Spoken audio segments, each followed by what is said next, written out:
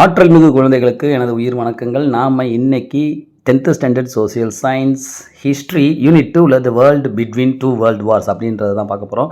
இந்த லெசன் ஒரு இம்பார்ட்டன்டான லெசன். இதிலிருந்து பப்ளிக்கு கண்டிப்பாக ஒரு பேராகிராஃப் கொஸ்டின்ஸ் நம்ம எதிர்பார்க்கலாம்.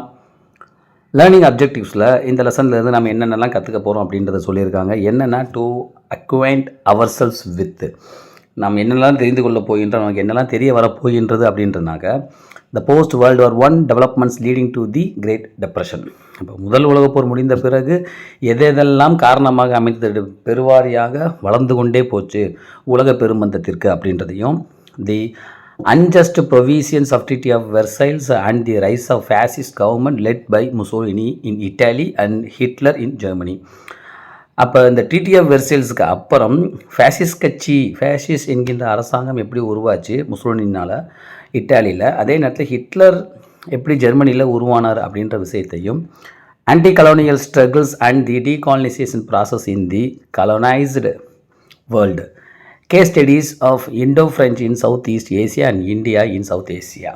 அதாவது ஆன்டி கலோனியல் ஸ்ட்ரகிள், முதல் உலகப் போர் முடிந்த பிறகு காலனி ஆதிக்கத்திற்கு எதிராக என்னென்ன போராட்டங்கள் வெடித்தது, எந்தெந்த பகுதியில் சொல்கிறாங்க அப்படின்னாக்க Indo French, South East Asia, அப்புறம் இந்தியா, அப்புறம் சவுத் ஏசியா, இங்கெல்லாம் எப்படி நடந்துச்சு அப்படின்றதையும், யூரோப்பியன் காலனைசேஷன்ஸ் இன் ஆஃப்ரிக்கா, அதாவது ஆஃப்ரிக்காவில் காலனைசேஷன்ஸ் யூரோப்பியன்ஸ் பீப்புளால் எப்படி உருவாச்சுன்றதையும், the case of Britain in South ஆஃப்ரிக்காவில் பிரிட்டன் நிலைப்பாடு என்னன்றதையும், independent struggles and political developments in South America, தென் அமெரிக்காவில் சுதந்திர போராட்டங்களும் அரசியல் முன்னேற்றங்களும் எப்படியெல்லாம் வளர்ந்துச்சு அப்படின்றது தான் இந்த லெசன்ஸ் மூலம் நாம் தெரிந்து கொள்ள போகின்றோம். அப்போ இன்றைக்கி நாம் என்ன பார்க்க போகிறோம் அப்படின்னாக்க இன்ட்ரோடக்ஷன்ஸ் பார்ப்போம், தென் த கிரேட் டிப்ரெஷன்ஸ், அதாவது இன்ட்ரோடக்ஷன் அண்ட் 2.1 இது மட்டும் தான் இன்றைக்கி பார்க்க போகிறோம். இல்லை இன்ட்ரோடக்ஷன் பார்த்தீங்கன்னாக்கா the first world war shattered the global capitalist system based on European imperialism. முதல் உலகப் போருக்கு அப்புறம் shattered the global capitalist system, உலக அளவில் இருக்கக்கூடிய கேபிட்டல் சிஸ்டம் என்ன ஆயிடுச்சு அப்படின்னாக்கா ஷேட்டர்ட் ஆயிடுச்சு, செதறுண்டு சின்ன பின்னமாச்சு.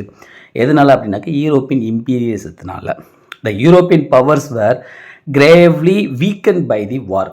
ஐரோப்பியாவில் இருக்கக்கூடிய அதிகாரம் என்ன ஆயிடுச்சு அப்படின்னாக்கா இந்த உலகப்போர் முடிந்த பிறகு ரொம்ப வலிமை குறைந்து போச்சு. எதெல்லாம் குறைஞ்சு போச்சு அப்படின்னாக்கா ஃபினான்சியலி அண்ட் பொலிட்டிக்கலி, பண ரீதியாகவும் அரசியல் ரீதியாகவும் அவர்கள் வலிமை குறைந்தார்கள். The conflict between the workers and the ruling classes that controlled the government became intense. பாருங்கள், the conflict, சண்டை சச்சரவுகள் போட்டிகள் இதெல்லாம் வந்திருக்கு. யாருக்கு இடையில அப்படின்னாக்கா தி ஒர்க்கர்ஸ்க்கும் அங்கே ஆட்சியில் இருக்கக்கூடியவருக்கும் நடுவில் இது ஒரு போட்டியாகவே வந்திருக்கு. as a result of this fascism emerged in Italy and Germany. இதனுடைய முடிவு என்ன ஆச்சு அப்படின்னாக்கா இட்டாலியில் ஃபேசிசம் என்கின்ற கட்சியும் ஜெர்மனியிலையும் புதிதாக உருவாவதற்கு காரணமாக அமைஞ்சிருக்கு. Anti colonial struggle got intensified as the colonial powers were weakened by the war. இந்த ஆன்டி கலோனியல் காலனி போட்டி, அந்த ஆதிக்கம் பண்ணணும், பிற நாடுகளை கேப்சர் பண்ணணும் அப்படின்ற எண்ணம் வலிமை குறைஞ்சே போச்சு. ஏன்னா பூரா வந்து சண்டையில் ஈடுபட்டு ஆல்ரெடி டயர்டாகி போயிட்டாங்க. they are spend more money for first world war. முதல் உலகப் போரில் தாங்க ஜெயிக்கணும் அப்படின்றதுக்காக அதிகப்படியான பணத்தை செலவு செய்து இருந்தார்கள் நாடுகள். அடுத்து, as we saw in the last chapter, the crisis in the western world had led to the outbreak of World War I. We now turn to the social and political developments in the world after the end of the World War. அப்போ நம்ம last chapter என்ன பார்த்தோம் அப்படின்னாக்கா first world வாருடைய எழுச்சி, அது அப்புறம் எப்படி நடந்துச்சு அப்படின்றத பார்த்தோம். இப்போ அதுக்கப்புறம் அரசியல்லையும் சரி சமூகத்துலேயும் சரி என்னென்ன முன்னேற்றங்கள் ஏற்பட்டுச்சு, அதாவது இந்த போர் முடிந்த பிறகு என்னென்ன மாற்றங்கள், எப்படியெல்லாம் முன்னேற்றங்கள் ஏற்பட்டுச்சு அப்படின்றதான் பார்க்க போகிறோம். அதில் ஃபஸ்ட்டு த கிரேட் டிப்ரெஷன், உலக பெருமந்தம் அப்படின்னு சொல்லுவாங்க. Developments in the post world war 1, முதல் உலகப் போர் முடிந்த பிறகு என்னென்ன டெவலப்மெண்ட் வரணும் அப்படின்றது தான் இந்த கிரேட் டிப்ரெஷன்றது, உலக பெருமந்தம்ன்றது இருக்குது. நம்ம பார்ப்போம். The First World War led to the expansion of certain industries in the hope that the war time boom would continue. இதில் பார்த்தீங்க அப்படின்னாக்கா ஃபஸ்ட்டு வேர்ல்டு வார் மிகப்பெரிய அளவில் எக்ஸ்பென்ஷனை கொடுத்துச்சு, விரிவாக்கம். எதில் விரிவாக்கம்? தொழிற்சாலைகள் எல்லாம் விரிவாக்கம் அடைந்தது. சும்மா சாதாரணமாக விரிவாக்கம் பண்ணலை, பூம் அப்படின்றான். மிக பிரம்மாண்டமான அளவில் முதல் உலகப் போரில் வந்து தொழிற்சாலைகள் விரிவு செய்யப்பட்டன. எண்ணிக்கை ரொம்ப அதிகமாக 10 இண்டஸ்ட்ரி தான் ஓப்பன் பண்ணால் அந்த இடத்துல 100 இண்டஸ்ட்ரி 110 இண்டஸ்ட்ரீஸ் வந்துருக்கும். அந்த மாதிரி இதை மீன் பண்ணுறது தான் பூம் அப்படின்றாங்க. However when the war came to an end, தொழிற்சாலையெல்லாம் டெவலப் ஆயிடுச்சு, அங்கே மேனுஃபேக்சர் குட்ஸ் எல்லாம் ப்ரொடக்ஷன் பண்ண ஆரம்பிச்சிட்டாங்க. ஆனால் இந்த நேரத்தில் போர் என்ன ஆச்சு, முடிவுக்கு வந்துருச்சு. The industries that grew to meet wartime requirements had to be abandoned or modified. இப்போ போர் நடந்துட்டு இருக்கும்போது எந்த ஒரு தொழிற்சாலையும் எதை டெவலப் பண்ணுவாங்க, அந்த போருக்கு தேவையான ஆயுதங்களை தான் டெவலப் பண்ணுவாங்க, ப்ரொடக்ஷன் பண்ணுவாங்க. அப்படி ப்ரொடக்ஷன் பண்ணிகிட்டே இருந்துருக்காங்க. சடனாக என்ன ஆயிடுச்சு, அதுக்கு தேவை வாங்கி போர் முடிஞ்சு போச்சு. ஸோ அந்த ரா மெட்டீரியல்லாம் அப்படியே இருக்குது.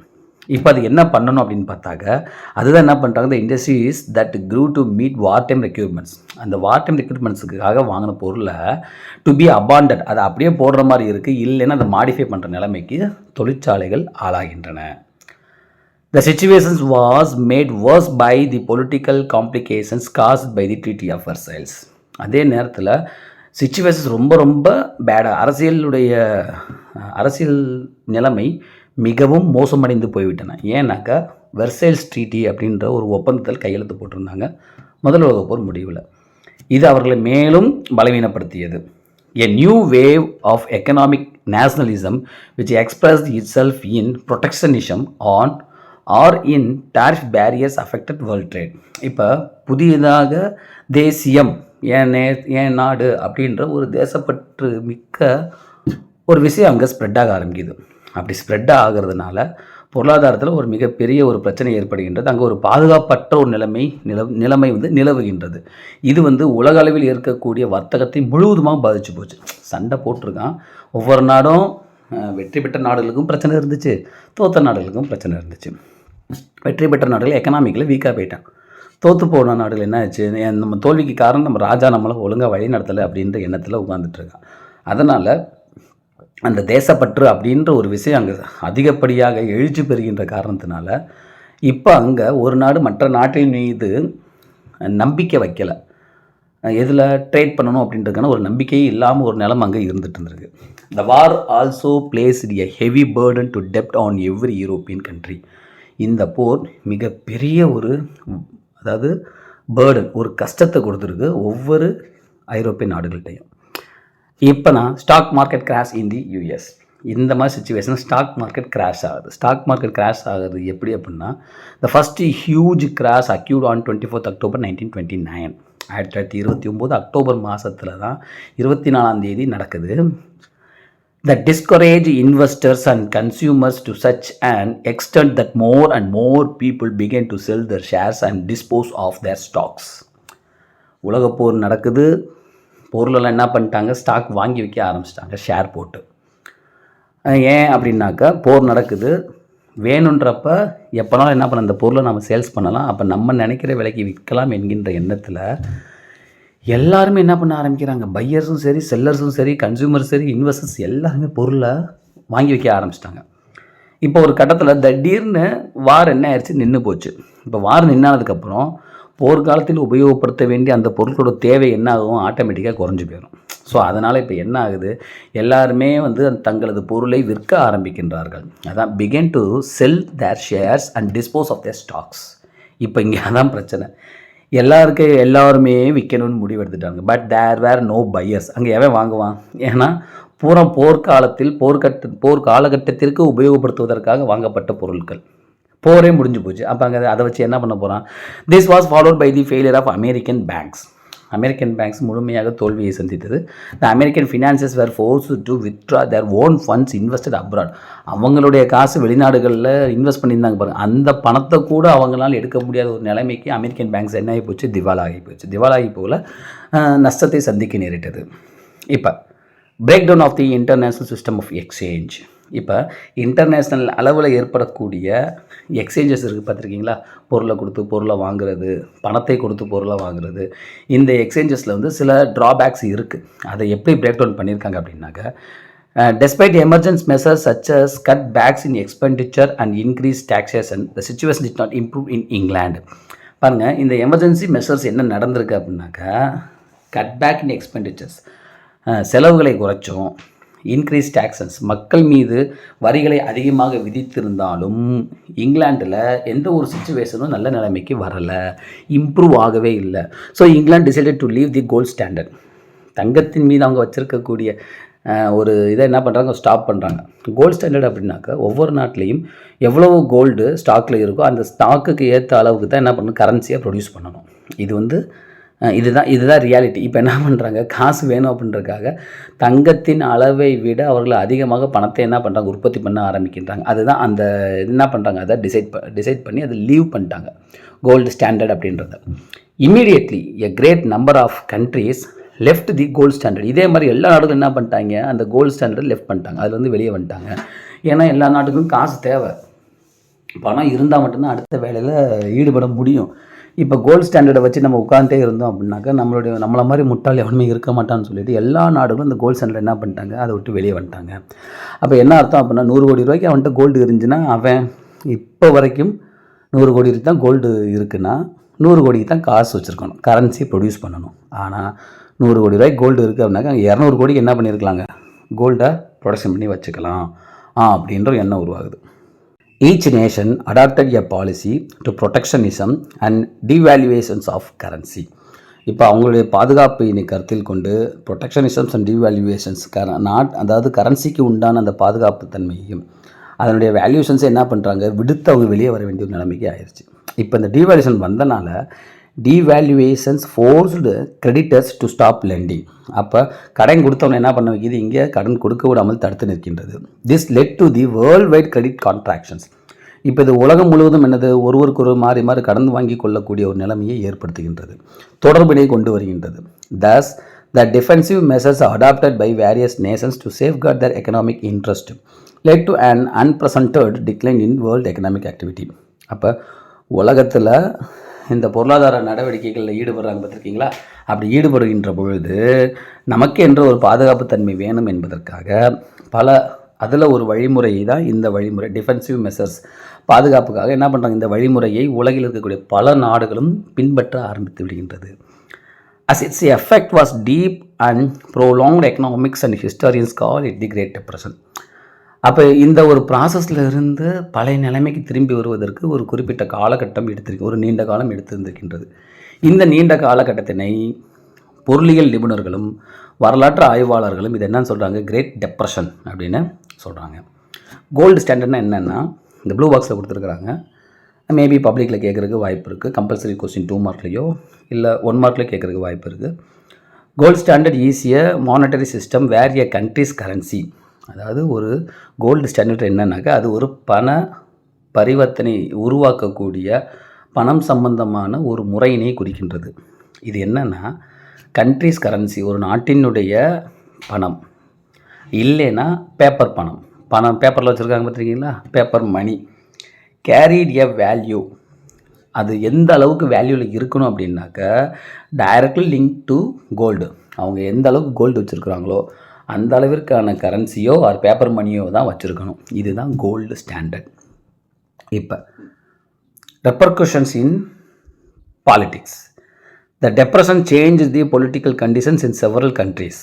அப்போ இந்த டெப்ரெஷன்ற ஒரு வார்த்தை, பெருமந்தம்ன்ற ஒரு நிலை உலகில் பல நாடுகளில் என்ன பண்ணுது, மாற்றத்தை கொண்டு வந்துருச்சு.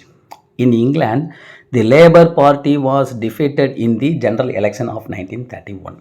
என்ன பண்ணுது, ஒரு நாட்டினுடைய அரசியல் நிலையே மாற்றப்படுகின்றது. இங்கிலாந்தில் லேபர் பார்ட்டி தான் ரொம்ப வருஷமாக ஆட்சியில் இருந்தாங்க. அந்த கட்சியவே தூக்கி எறிஞ்சிட்டாங்க மக்கள். In the USA, the Republican Party was rejected by the people in successive elections for about 20 years after the Depression.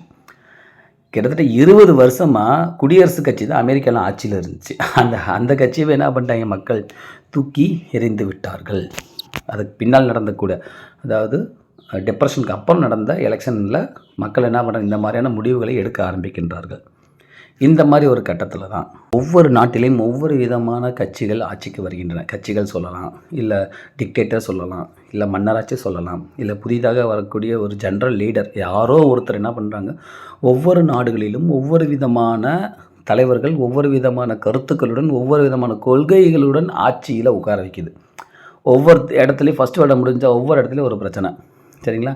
அதுக்கப்புறம் இந்த பெருமந்தம் வந்துச்சு, கிரேட் டெப்ரஷன் வந்துச்சு. இதுவும் ஒவ்வொரு நாட்டிலேயும் இருக்கக்கூடிய பொருளாதார நிலையினை சீர்குலைத்தது. அதனால் ஆட்டோமேட்டிக்காக மக்களுக்கு அவங்க யாருடைய கண்ட்ரோலில் இருந்தாங்களோ அவர்கள் மீது நம்பிக்கையை இழந்தனர்.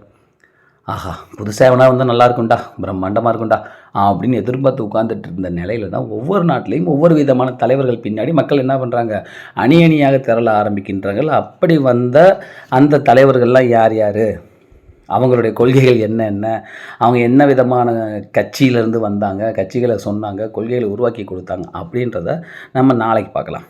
அதுக்கு முன்னாடி நம்ம ஒவ்வொரு செஷன்லேயும் நாம் ஒவ்வொரு விதமான ஒரு ஜிகே பாயிண்ட்ஸ் கொடுக்கலாம் அப்படின்னு சொல்லிட்டு இருக்கிறோம். அப்படி நாம் இன்றைக்கி பார்க்கக்கூடிய இந்த ஜிகே செஷனில் நம்ம என்ன பார்க்க போகிறோம் அப்படின்னாக்கா, கரண்ட் அஃபேர்ஸில் இந்த அடிக்கடி இப்பொழுது பார்த்திங்கன்னா குதிரை பேரம்னு சொல்லிட்டு இருக்காங்க. பொதுவாக இந்த குதிரை பேரம் என்றால் என்ன அப்படின்னு பார்த்தீங்கன்னாக்கா, horse trading once upon a time European நேஷன்ஸில் அரப் கண்ட்ரிஸ் என்ன பண்ணுறாங்கனாக்கா குதிரை வர்த்தகத்தில் அதிகமாக ஈடுபட்டிருக்காங்க. அந்த காலகட்டத்தில் ஒரு நாட்டிற்கு வலிமை எது காட்டும் அப்படின்னாக்கா அந்த நாட்டில் இருக்கக்கூடிய குதிரைகள். ஏன்னா போருக்கு அவங்க குதிரைகளை அதிகமாக பயன்படுத்தியிருக்கிறாங்க. அதனால் எண்ணிக்கையில் அதிகமாக இருக்கக்கூடிய குதிரைகளை ஒவ்வொரு நாடும் வச்சுருக்கணும்.